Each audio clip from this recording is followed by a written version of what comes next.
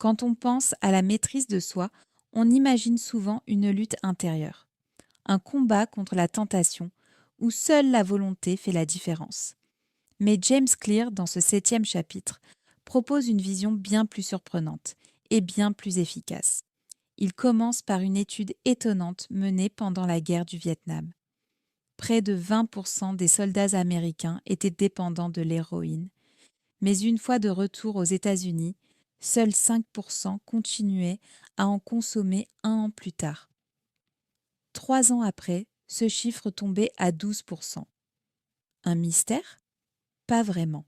Ce changement brutal de comportement s'explique par un changement brutal d'environnement. Au Vietnam, les soldats étaient entourés de déclencheurs. Stress, facilité d'accès à la drogue, environnement toxique. Mais aux États-Unis, tout cela avait disparu. Leur cadre de vie avait changé et avec lui, leurs habitudes.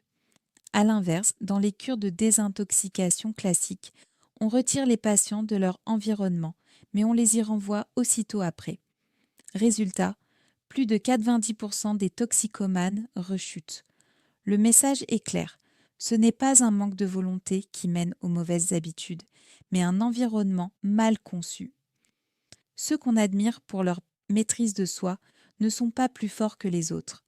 Ils ont simplement compris comment éviter les tentations plutôt que d'y résister.